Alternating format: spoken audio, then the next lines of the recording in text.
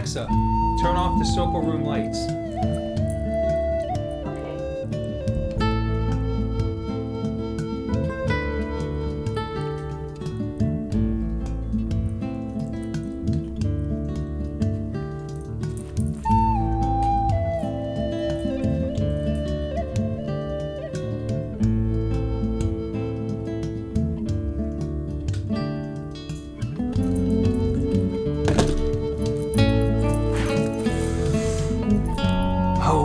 Hey, what's up everybody? Blessed be, my name is Mannun and you're watching Witch in the Working, where we will be discussing all things witchy in and around, throughout and about, above, below, and beyond. So, in this episode of Witch in the Working, we're going to be talking about the pentagram. This ancient symbol has been around for thousands of years, and it just so happens it graces our presence just about on a daily basis to all of us pagans, witches, and occultists alike. So, go grab your geometric, pointy, witchy thinking caps and let's dive into this ancient symbol of antiquity.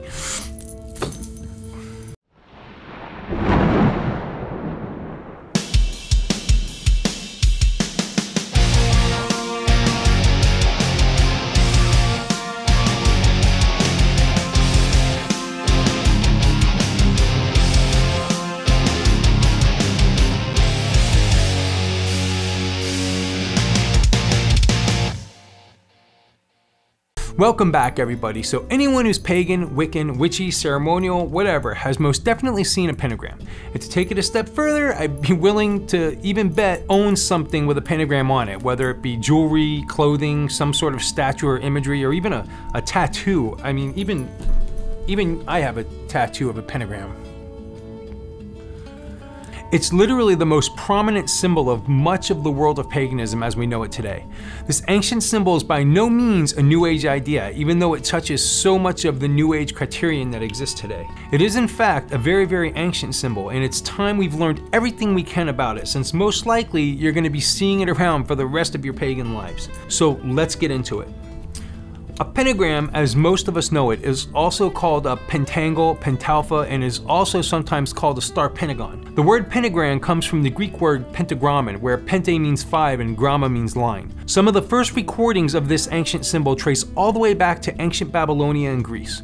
A pentagram is in fact a shape that consists of a 5-pointed star. Many Wiccans and occultists of all traditions utilize this ancient symbol today in their everyday lives and magical practices. As modern day witches, Wiccans, and pagans, we see this symbol as a very magical symbol and a very powerful symbol that represents the 5 elements: spirit, earth, air, fire, and water. Generally, there is the 4 common elements: earth, air, fire, and water, but some recognize a 5th element called spirit, akasha, or ether. The elements of earth, air, fire, and water are known by most occultists to be the elements that make up the physical realm, and they represent our desires, temptations, and material being and needs on this physical plane of existence. This isn't to say that they are negative or positive in any way, just that they make up what we are and where we live, eat, breathe, drink, love, taste, smell, see, everything around us. Every single thing in our existence possesses one or more of these 4 elements. So they are very important to us and pretty much make up the world around and within our lives. So this 5th element, spirit, is a little different. This represents the energy and life force that is within and around us, but is yet unseen and not experienced so direct connect as the other 4 elements. The spirit element is immaterial and sometimes seen as a god-goddess force and is present in all things, especially living organisms. So like air, it is invisible and is also in fact essential for the wheel of life to roll on and on to ensure connection and balance between all the other elements. So this spirit element represents our higher being, so to speak, and it's this that sits atop the other 4 elements. Because of this, it's said and believed that the representation and symbology of the pentagram is in fact spirit ruling over the world of matter. So we strive to be like the pinnacle, and that is to be living a life where our higher selves are in control and disciplined over our material wants, desires, and needs. So as you can see in this diagram, a representation showing just how the pentagram demonstrates this idea. Wanted to show you guys, since we're talking about pentagrams anyway, I got this awesome shelf pentagram from store called Mystik Sisters, sorry. And I have that link down below for anybody who's interested in getting something from them. This is super cool, I love this. I think, if I'm not mistaken, there's one of other YouTubers out there, Hearth Witch. She has one of these in her background most of the time as a shelf. She kind of is the one that inspired me to get it myself. When I saw she had it, I was like, that's really cool. I'm getting one because it kicks ass. Anyway, again, got that from Mystik Sisters. I could put a link down below to their store. They're an amazing store. They have a ton of witchy things, from crystals, books, to paraphernalia like that, and oils and herbs. I mean, everything. So check them out. So let's look into the history of this sacred shape and symbol that we so graciously adore and adorn our bodies with. The pentagram has had many names through the ages. The pentagram dates back to approximately 8,000 years ago. As I mentioned earlier, it has been called the pentalpha, the pentacle of the Virgin, the seal of the microcosm, the star of knowledge, the endless knob, the pentacle of the Templars, and by some, the seal of Solomon. On the flip side, the church has had its run against the pentagram in its own way throughout the ages. Because this symbol has had such a great association and impact with most of paganism throughout the ages, the church has its own nicknames for our precious pentagram. Some of these names include the witch's font, the goblin cross, the druid's foot, the wizard's star, and of course, the devil's sign. Again, as I mentioned earlier, the pentagram has been used by the ancient Babylonians and the Greeks alike. However, many other cultures have utilized the pentagram in their religious societies throughout the centuries, including the Egyptians, the Sumerians, the Celts, and many others. Alongside these cultures, other systems of worship and magic in ancient times utilized the pentagram too, including the Kabbalists, Gypsies, Freemasons, and even, yes, believe it or not, the Christians themselves. How did the Christians use this symbol that just about always represents Satan in their eyes?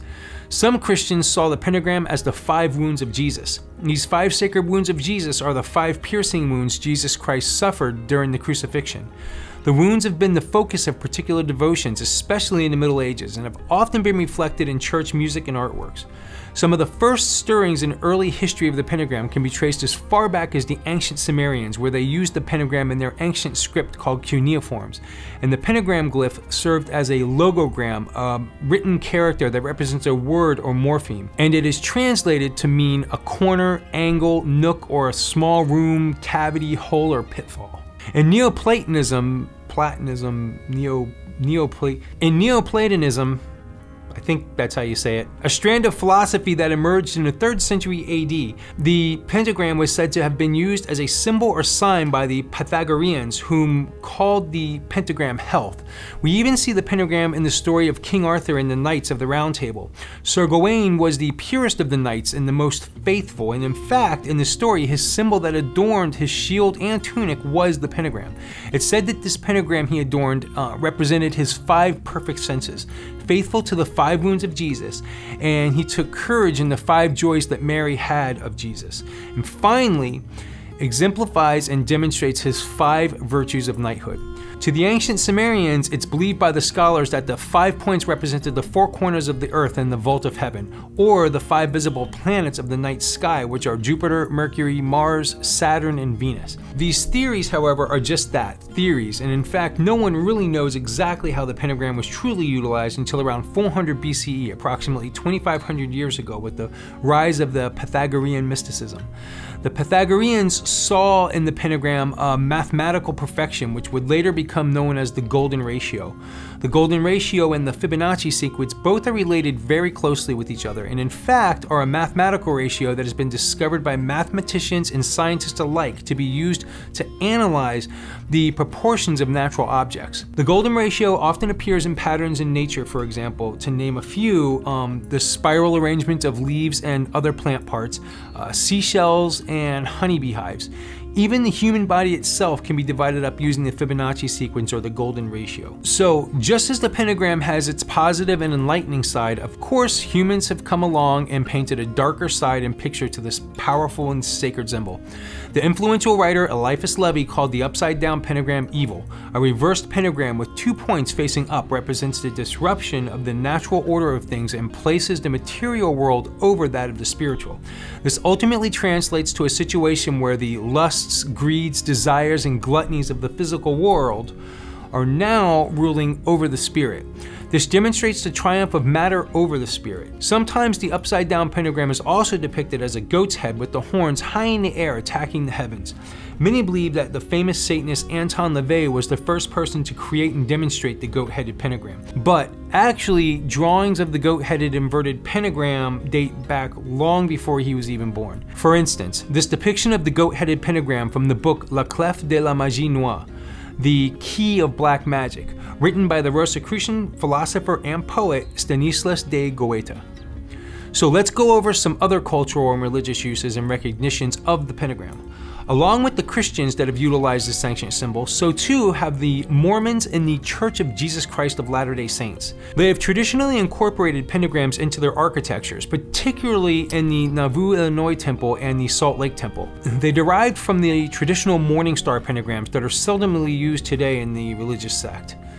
In Judaism, the pentagram was used between the period of 300 through 150 BCE and is often occasionally confused with the Star of David. To the Jewish Kabbalistic tradition, the pentagram represents justice, mercy, wisdom, understanding, and transcendent splendor. In East Asia, the pentagram is recognized as the Wu Ying. It is the 5 elements in Chinese tradition. They are in fact similar in concept to our practice as pagans, but where we have spirit, earth, air, fire, and water, the East Asian cultures use wood, fire, earth, metal, and water. There's even national flags that utilize the pentagram. For instance, Morocco's flag and Ethiopia's flag, along with the Dutch city of Haaksbergen, whom also uses a pentagram on their official flag. Another famous city to use this symbol is Nagasaki in Japan. So, what about Wicca and other pagan systems that fill the many paths of religious freedom today? Well, specifically in Wicca and Witchcraft, we see the right side up pentagram as exactly which I discussed earlier in this video, which is the purpose of representing the symbology of spirit ruling over matter, or the 4 elements of earth, air, fire, and water. Another purpose of the pentagram is for a symbol of protection, especially when the pentagram is depicted with a circle around it, which is then by most labeled as a pentacle. Pentacles are usually drawn or carved onto a surface of an object to be used as a sort of talisman. Pentacles are used by witches all the time in the craft, in many magical practices including protection workings, fertility workings, abundance and prosperity spells, and especially the pentagram is used to work throughout our rituals. A witch's pentacle is usually a disc made of wood, metal, or even wax, and has a pentagram drawn, inscribed, or etched onto its surface. Traditionally, this item was used by some magical practices as a sort of talisman for spirit evocation. We as Wiccans and witches will place these symbols on our altars and utilize them as a symbol of the element of earth and a physical representation of the pentagram. It's very easy to confuse a witch's pentacle with a pentagram, whereas the latter is a magical geometric design and a witch's pentacle is actually an item, usually a disc or some sorts with geometric designs inscribed or drawn on it. In many old grimoires, for instance, the Lesser Key of Solomon, the pentacle was hung about the neck of a magician who would then call upon spirits or demons to be present and at his command. The pentacle was a form of protection and also a calling card to a particular being. Many witches will wear a pentacle as jewelry, as it is and has become a major symbol of the craft.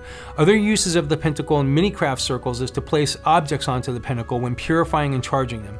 This is a tool that you can easily create yourself. A disc of wood or even a circular piece of metal or even wax can be used. Obtain this blank piece of medium and simply draw your pentagram on it, making it a pentacle. You can even customize it a little further with symbols that will further energize it to make it more your own or lean more towards the particular energy you wish for it to possess. Within ritual, many witches use invoking and banishing pentagrams. Invoking pentagrams are used to invoke and call in energies and invite otherworldly beings and what have you to the circle to help accomplish whatever the desires are for the ritual.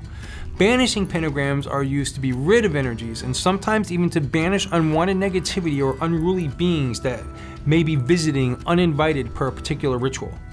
Many witches and Wiccans incorporate using elemental pentagrams as well within their rituals. For instance, there is an invoking and banishing pentagram for each of the 4 elements in earth, air, fire, and water, and even spirit, though spirit isn't really utilized very often in most traditional witchcraft/Wiccan practice. Some do, some don't, it's just a matter of preference. So I would like to take a few moments and throw a few pentagrams your way so you can see how this amazing symbol has taken shape, developed, and spread with such importance throughout so many cultures, religions, and societies alike.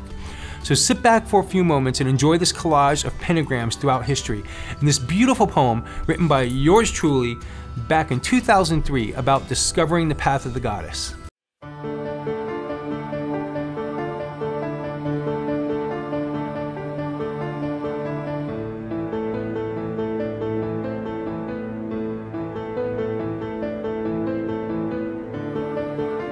Once there was a simple pagan man who often listened to a story told by his neighbor about the time he spoke with his lord on a nearby beach.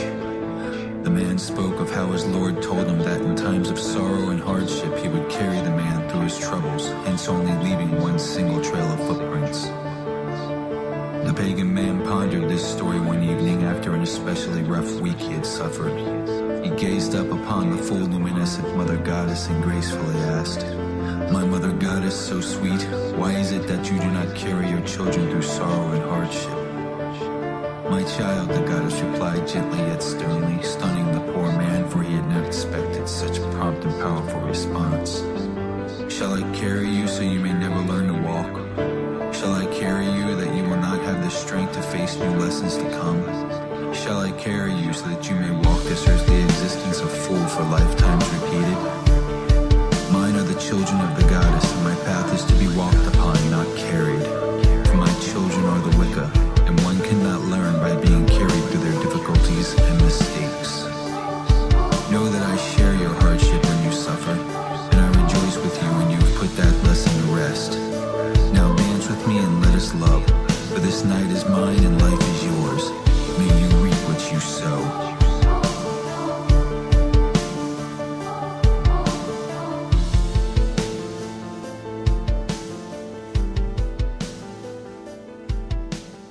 Welcome back, everyone. I hope you enjoyed that. And this is just about wraps up this episode of Witch Into Working. Do you own pentacles or items with pentagrams on them? Do you use pentagrams in your particular practice? Do you have any tattoos or pentagrams on your own body? Give us tidbits in the comments below and let us all know. Hit that subscribe button down below and ring that bell. If you liked this video, give me a thumbs up. If you hated it, then shoot me over a thumbs down. Regardless, thank you for watching my channel and my videos. You guys and gals keep me totally inspired to keep making them, and I love you all for that. Please keep being witchy, and see you all next week for the next video.